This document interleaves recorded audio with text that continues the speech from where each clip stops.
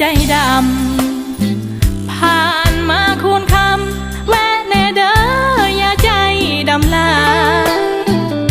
กะหูอยู่ดอกว่าเพิ่นบ่ได้ใส่ใจหักของเพิ่นอยู่กับผู้ใหม่บอกแค่ดอกแค่แฟนเก่าแต่บ่ได้หวังอีหยังเด่นละ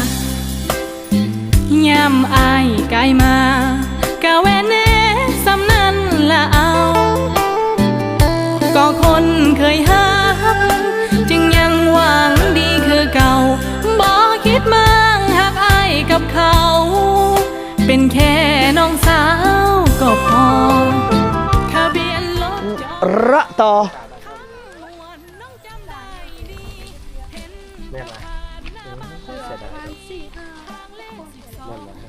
มีผู้ใดสิพ่อแนะนำให้ซื้อบ่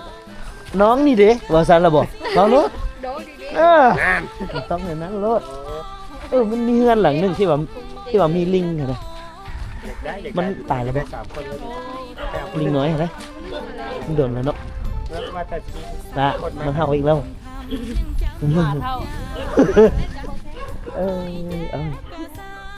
อันนี้เฮือนไผข้างนอกเฮือนหลังนี้ข้างนอกโอ้สบายดีกำลังเฮ็ดไปอย่างกินเนาะกำลังเฮ็ดไปอย่างกินโอ้ก็เดี๋ยวว่าบ่มีหยังกินว่าต้มไก่เอาบรรยากาศบ้านเวียงพี่น้องก็มาเลาะบ้านหลวงบ้านเวียงสบายดีฮะมื้อนี้ล่ะเบ้อมาได้ฮอดยาเมื่อนี้บ่ชื่อเขาสิบอกนั่นบ่แม่นตอนกินอีจังเหล้าอยู่เฮือนบ่มีลิงน่ะบ่โอ้ค่อยพบเจ้าตดไปว่าภาษาจุลโสดีอ๋อบุญทรงเฮือวะบุญทรงเฮือนาโศกอยู่นี่เฮือนเพิ่นมีมะพร้าวอีกคักเท่าใดเฮานี่ไปใส่กระตามพี่น้องเอ้ยของฝากของต้อนได้ก็อย่าจะเป็นมะพร้าวเป็นแซงก็แล้วกันเพราะว่าขี่รถจักรมาเอาเมื่อบ่ได้เนาะมีบ้านอีหยังก็อันอยู่ทางบ้านเมืองนะแลเขาเจ้าต้อนมะพร้าว2แซงโอ้เอาเมื่อให้ได้เด้อว่าโอ้รถจักรค่อยบ่กันแล้วเนาะโอเคเด้อไปกันเด้อบ่ยังนอนอยู่สิ5คืนหุ่นยังไปเลาะกวนก่อนเลาะแถวกวนก่อนโดยโอ้สาวๆเอ้าบัดนี้ให้สาวๆพาไปไสวัดอยู่ไสล่ะโอ้ฮะโดยโอ้ยขอบใจหลายๆขอให้อายุมั่นขอยืนขอให้ห้างให้มีขอให้ผัวฮักผัวหลงขอให้เงินไหลน้องทองไหลเข้าผู้ใดที่เบิ่งเบ้าเตียงคำตะไก่ขอให้เงินไหลเข้าทุกเสาทุกแรงกดไลค์กด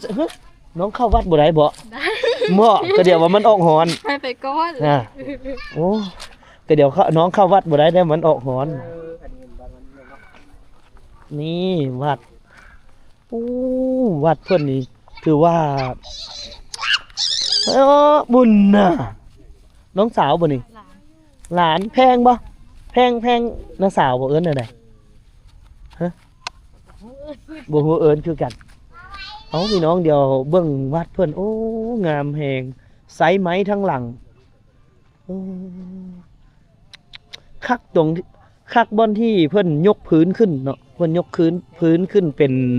ป็นไม้แล้วก็เฮ็ดให้แบบมันได้ความจังได๋ได้ความคลาสสิกของอารามได้ความคลาสสิกของอารามแฮงขนาดเลยเนาะกับวัดนี่โอ้งามสุดยอดเลยพี่น้องวัดบ้านเวียงโอ้คักแฮงแล้วก็พาเข้าอีหยังก็เป็นไม้เบิดเนาะสุดยอดงามหลายฮู้บ่จังคำนักไก่อยู่บ่ฮู้อยู่บ่ฮู้บ่ได้กินขนมนี่วันนี้เราไปเบิ่งเด้อแล้วสิซื้อขนมมากินโอเคบ่ไปเบิ่งเด้อมื้ออื่นสิมาถามใหม่เด้อ เอาบรรยากาศพี่น้องน้องๆโอ้อยากให้น้องๆได้ใส่สุดแบบลาวๆนุ่งสิ้นแล้วลงมาจังหันให้พี่ให้น้องได้เบิ่งจักมือหนึ่งพี่น้องแบบย่างลงมาโอ้ยคือสิแบบมันงามแฮงหั่นน่ะคือเบ้าเตียงคำมักอารามเนาะอารามที่เพิ่นยกพื้นขึ้นไปซี่นะแล้วไซส์ไม้ทางหลังไปซี่นะแบบงามแฮงแล้วก็มีผู้สาวงามๆนุ่งสิ้นสไตล์แบบลาวๆถือว่าสุดยอดเลยสุดยอดไปติปะได้ครบทีมเลยนี่1 2 3โอ้ยเอาคือแปลกมือแท้แปลกมือขนาดเลยเอาเบิ่งพี่น้องเบิ่งผาอ้อมบ้านเพิ่นเบิดเลยผาเนาะอันนี้คือบ้านเวียงสุดยอดพี่น้อง สาจิกว่าหรือว่าลาสาลาจิก เอาเดี๋ยวพาน้องๆมาท้าเดี่ยวกับนักกีฬากระต้อวายผู้ชายแต่นี่ไปหาเฮือนอันน้องไก่บ่ไก่บ่โอ้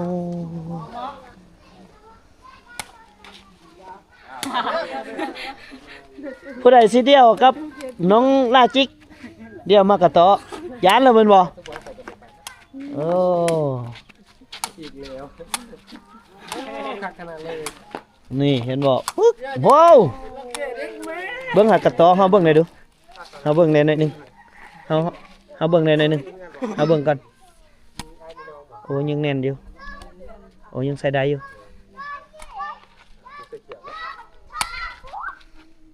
ทอดแต่เพิ่นบ่มีเน็ตพี่น้องบ่มีอันตานางเนาะก็ใส่เสือกเลยใส่เสือกเอาคันมีตานางคือสิคักน้อยหนึงนี่เห็นบ่อันนี้กันบ่กันมากระต้อถึงหัวบ่โอ้โอ้ย3 ต่อ 2เอาเข้าให้มันครบทีมมั้ยเอาของแท้เจอของแท้เด้อบัดนี้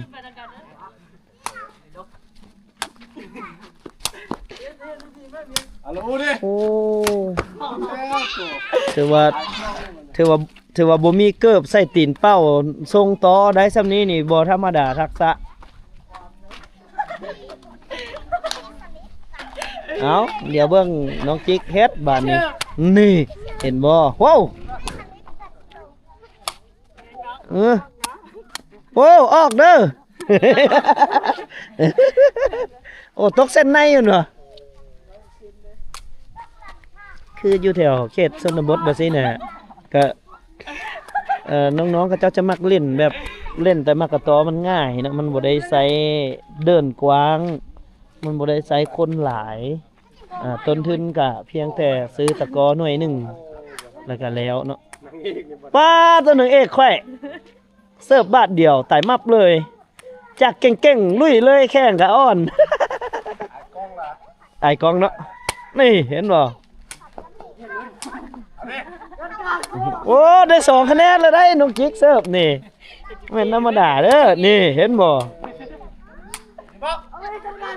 ห่านโอ้ได้3 คะแนนเลยป้าเขตอันผู้นี้เข้าไปนี่เก่งน้ำผู้เดียวนี่แล้วโอ้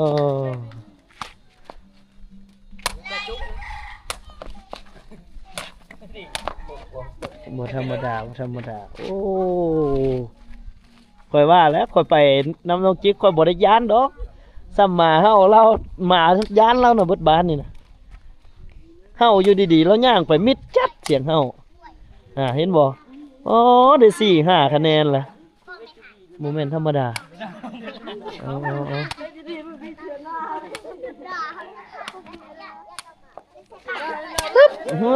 เกือบเนาะ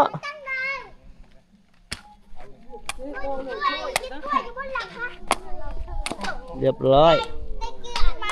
ตะมือนั่นไหมลงงามแท้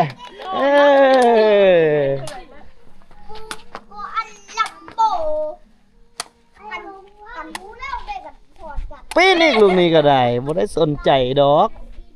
ไก่เน็ตจำได้ค่อยกระบาย ถ่ายบ่ทันพี่น้องปีนลูกนี้นี่พลังแห้งขนาดเลย แตกเบิดทีม เสากะฮักสายกะขาดจบข่าวเศร้ากันทีก่อนแสดงว่าวงแตกเลิกเฮาบาดนี้เอาเลิกบาดนี้ไปบาดนี้เฮาย่างกลับก่อนบาดนี้สุดยอดโอ้เอาไปนึ่งข้าวซะบาดนี้ไปนึ่งข้าวโอ้เตะลูกเดียวนั่นล่ะว่าเศร้าจนฮักใส่ก็เฮือนเพิ่นอยู่ใส่ก็เฮือนอยู่ใส่ก็ นี่หลังนี้เลย หลังนี้ฮะเป็นติเอานึ่งข้าวซะเฮือนเพิ่นน่ะนี่เนาะตัวลูกเดียวเท่านั้นฮักวับ เอาน้องดาวกับเมื่อ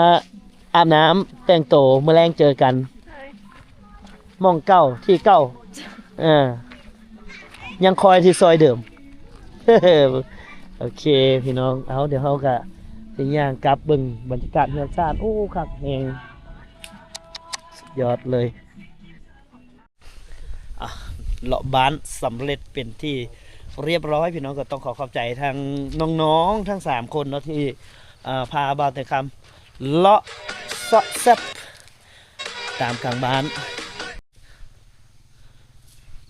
ก็ต้องขอขอบใจทางน้องๆหลายๆเนาะที่พาบ่าวแต่คำเลาะจนหูเบิดเนาะพี่น้องอยู่ทุกซอกทุกมุมของหมู่บ้านเวียงพี่น้องก็ขอบใจน้องๆเพิ่นหลายๆเดี๋ยวเฮากะสีคอโตไปอาบน้ำอาบท่าก่อนพี่น้องเอาไว้อีพีหน้าเฮามาเจอกันเนาะมื้อแรงอย่าลืมนะอีพีหน้าพี่น้องเฮาจะไปขอสาวสิขอได้หรือบ่ได้ก็รอติดตามในอีพีต่อไปสำหรับอีพีนี้บ่าวแต่คำขอกล่าวคำว่าสำบายดีเด้อ